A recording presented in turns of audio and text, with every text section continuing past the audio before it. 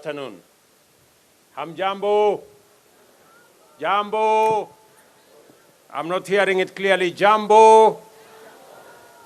This week, African leaders from government and the private sector, as well as academic, scientific, technological, philanthropic, and civil society sectors converged in Nairobi to confer, consult, deliberate, and formulate consensus on a clear, new, bold, innovative, transformational, and distinct African position on how the international community must engage with the undeniable climate emergency that is threatening human well-being and life on our planet.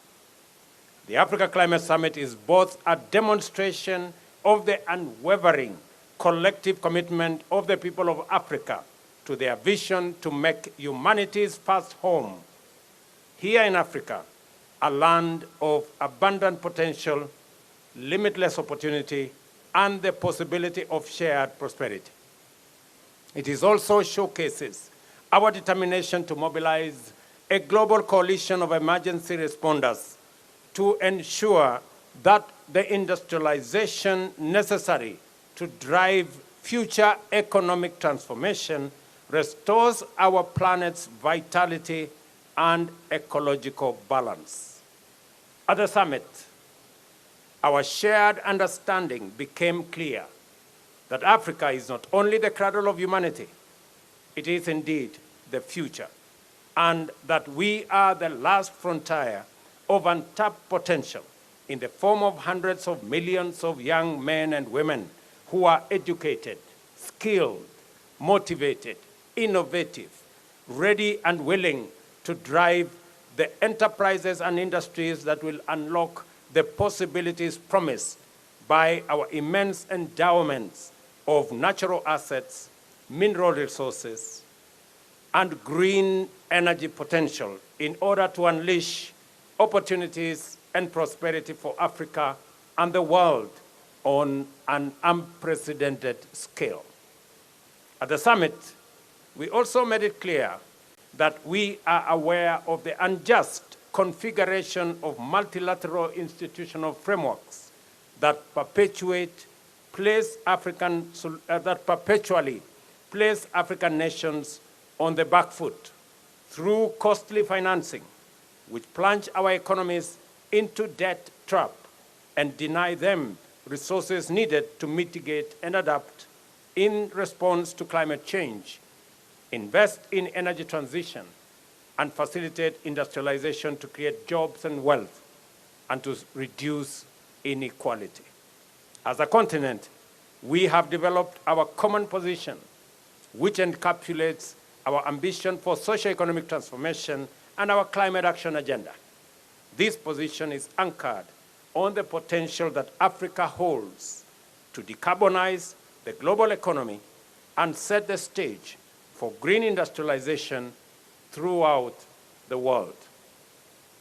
We demand a fair playing ground for our countries to access the investment needed to unlock the potential and translate it into opportunities. We further demand a just multilateral development finance architecture to liberate our economies from odious debt and onerous barriers to necessary financial resources. We are clear in our minds and hearts that the international community must walk with us in this journey into a future of prosperity and security in an ecologically balanced, thriving planet. We are therefore determined to have difficult conversations, take hard decisions, and make uncomfortable changes to set international consensus on an Afrocentric and globally inclusive path into an African future. On a continent as young as Africa, it is impossible to imagine the future without the youth. Our young men and women in every African country are the primary stakeholders who will define and drive our agenda for green transformation and sustainable opportunities. Our message will not be clear if the voice of the youth is missing. Our efforts to achieve prosperity will not succeed if there are no opportunities for the youth. And our journey will be long and hard and in vain if the youth are not coming with us. Let the declaration of our commitment to act in unison and deliver our aspirations go forth in the firm, clear voice of a united Africa from Nairobi today, and tell the world about Africa's youth potential, opportunity, and its capacity to actualize a world of possibility. We understand that possibility, opportunity, potential, and youth all point to the future. That is why Africa is the continent of the future, because we are a young continent, green and futuristic. Thank you very much. May God bless you, and may God bless Africa. Let me now take this opportunity, ladies and gentlemen, to introduce my colleagues, the men and women who patiently have waited for this final moment for us to endorse the Nairobi Declaration that sets the path for not just Africa to develop solutions for Africa's challenges, but to develop solutions for global problems. We are very confident that going into the future, starting from Nairobi to New York to UAE, our message will be clear, our message will be forthright, and our message will be firm. Let me introduce my good brother, the Africa Union Commission Chairman, Musa Faki. Pigeni makofi jameni. Let me also introduce my dear sister, right here, the President of Ethiopia, my dear sister, Saleh Work-Zewde. She's here. Let me also introduce my brother, who just joined us last evening, the President of Chad, Idris Deby Itno. Thank you very much, my brother, and welcome to Nairobi. Let me also introduce my brother from Sierra Leone has just left. Let me introduce my elder brother, the President of Djibouti, the one and only Mzee Omar. Tupige makofi jameni. Thank you very much, Mzee, for standing in, being with us all the while. Your advice has been phenomenal. Let me also introduce the old man in a hat, the President of South Sudan, President Salva Kiir Mayardit. Thank you very much, Mzee. I know you have taken time with your advice, patiently nudging us on until the final full stop was put in the declaration. Asante sana. Let me also introduce in our midst a great revolutionary, a great leader who knows Nairobi, Naivasha, Nakuru, Eldoret, and Lamu, and all the other places. President Isaias Afwerki, the President of Eritrea. Welcome, Your Excellency. We don't take for granted that you're here to append your signature to this great declaration as we march forward in unity as the people of this continent. Let me also introduce my good brother Sama, the Prime Minister of DRC. Pigeni makofi jameni. Thank you very much, my friend. I know you were very keen as we discussed what to do with our natural carbon sinks. And your contribution in making sure that it is reflected appropriately in our declaration is greatly appreciated. Let me also thank my brother Nangolo, the Vice President of Namibia. Pigeni makofi. Thank you very much. And the Vice President, my dear sister, the Vice President of Angola. Pigeni makofi. Thank you very much. And of course, our sister Patricia Scotland, our Secretary General of the Commonwealth. Pigeni makofi. Thank you very much.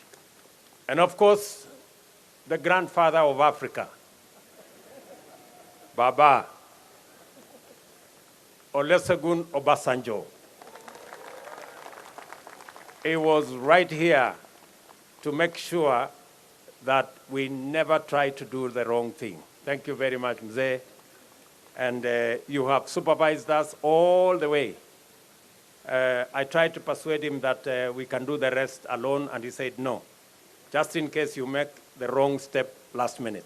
So that's why he is here. Let me also recognize my brothers ministers who are here. All the ministers, thank you, and heads of delegation.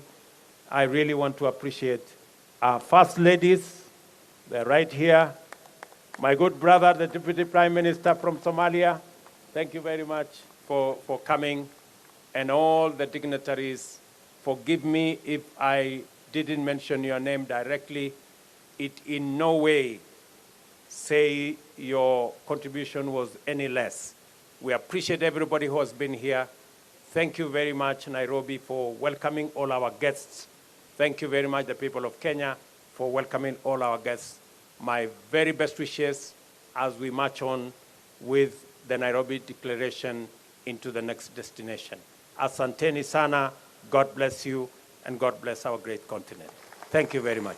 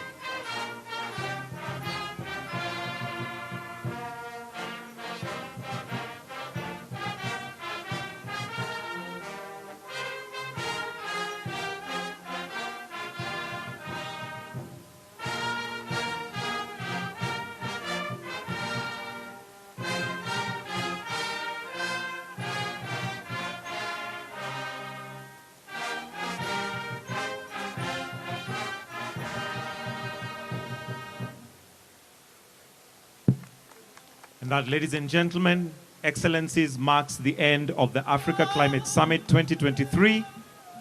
Have yourselves a good afternoon. God bless. Take care of yourselves and each other.